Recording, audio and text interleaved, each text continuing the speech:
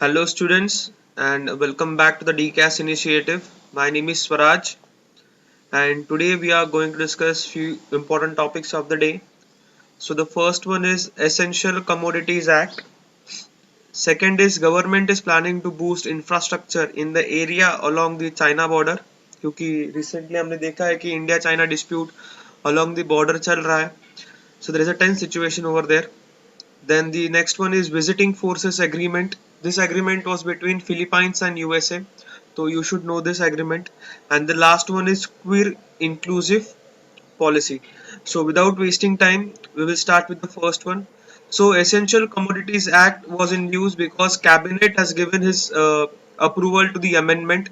तो इस amendment के द्वारा कुछ essentials है जैसे cereals, pulses, oil seeds, edible oils, onions and potatoes has been excluded from the Essential Commodities Act. तो इनको निकाल दिया गया है ताकि इसमें इन्वेस्टमेंट ज़्यादा से ज़्यादा हो, मार्केट में आए, क्योंकि जो भी एसेंशियल कमोडिटी एक्ट्स के अंडर अगर प्रोडक्ट कोई भी आते हैं तो उसको रेगुलेट किया जाता है, रिस्ट्रिक्शंस दिया जाता है फ्रॉम एक्सपोर्टिंग.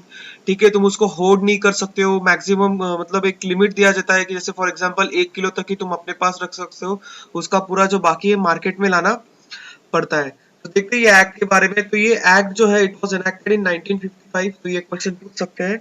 इसका मकसद क्या है? To regulate the production, supply and distribution of the whole host of commodities it declares essential in order to make them available to consumer at fair price.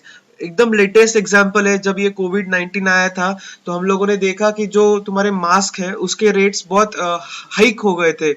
तो गवर्नमेंट ने क्या किया था, उसी मास्क को इन्होंने एसेंशियल कमोडिटीज एक्ट के under डाल के एक फिक्स एमआरपी के अंडर उसको बेचने के लिए हर प्राइवेट एंटिटी को बोल दिया था ताकि एक्सप्लॉयटेशन कंज्यूमर का यहाँ पे ना हो.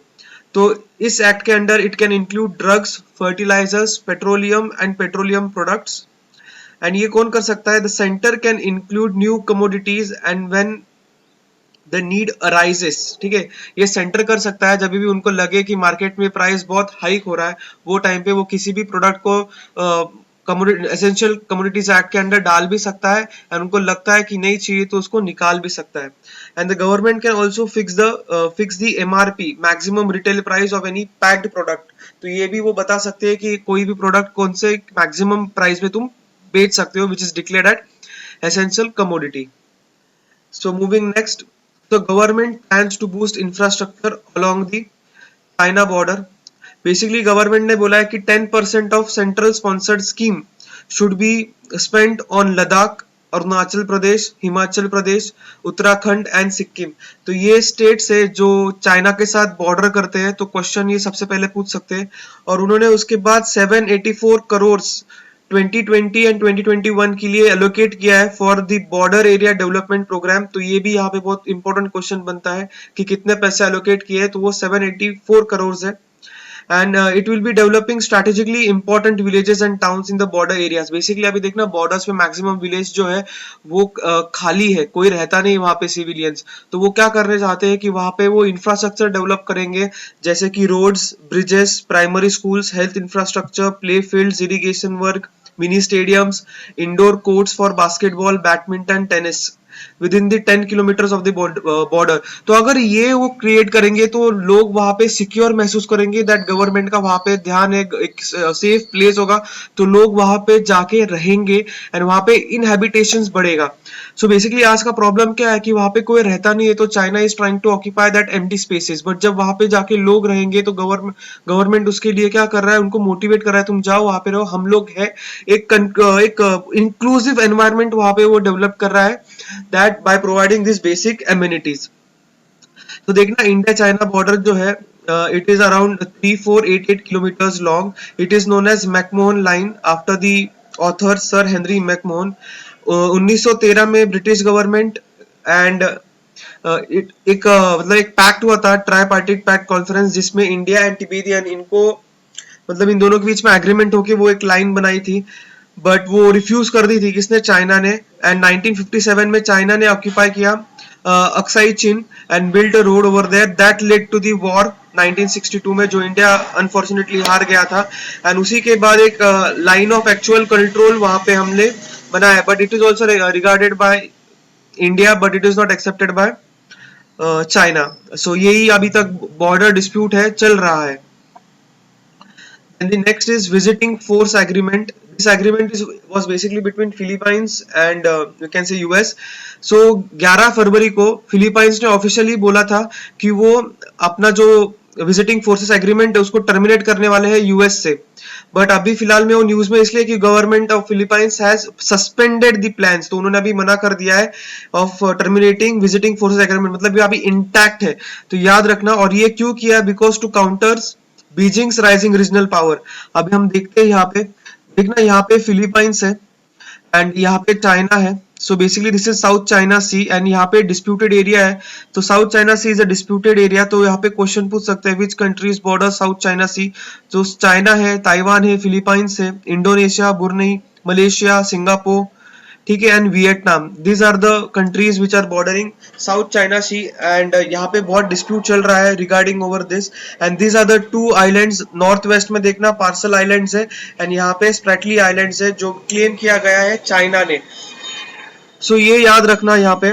सो स्ट्रेटेजिकली अभी देखा जाएगा हम लोगों ने, तो अगर यूएस फोर्स यहाँ पे डिप्लॉय किया जाता है फॉर ट्रेनिंग होता है, मिलिट्री ट्रेनिंग या मिलिट्री एक्सरसाइजेस होता है बिटवीन यूएस एंड फिलीपाइंस, तो ये फिलीपाइंस के नेशनल सिक्योरिटी के लिए बहुत इंपॉर्टेंट है. प्लस यूएस के लिए साउथ चाइना सी में प्रेजेंस एंड चाइना को टैकल करने के लिए वो मिलिट्री बेस बहुत इंपॉर्टेंट है. मतलब यहाँ पे ये दोनों का विन विन पोजिशन है, दोनों के लिए वो एक प्लस पॉइंट है. So even if anyone hinders that agreement, दोनों के लिए नुकसान होने वाला है वो.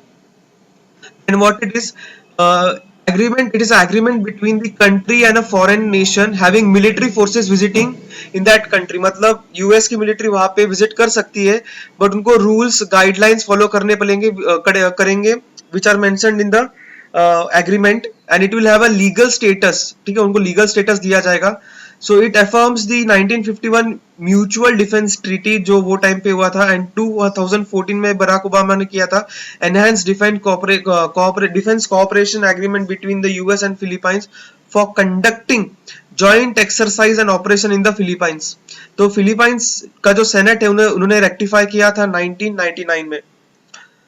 So the last one is queer inclusion policy जो स्टार्ट किया है महिंद्रा लॉजिस्टिक्स ने, और उन्होंने बोला है कि जो एलजीबीटी मेंबर्स हैं उनके लिए एक 5-year प्लान उन्होंने अनवील किया है जहां पे they will be given same treatment, non discriminatory treatment like the other employees. So वो लोग वहां पे बेसिक जो चीजें हैं जैसे कि insurance, counselling, then what we can say leaves, compensatory leaves, तो ये सब उनको अलाउंसेस वहां पे मिलने वाला है. तो देखते क्या है इसका. उनको एडॉप्शन लीव मिलने वाला है for about 12 weeks.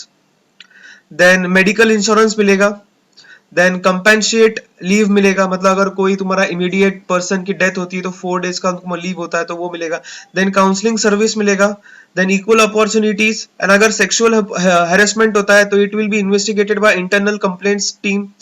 So they are also trying to bridge gender diversity gap by hiring more women and aims to hire more person with disability. So hope you have understood this session. You have any doubt, you can comment below. Thank you.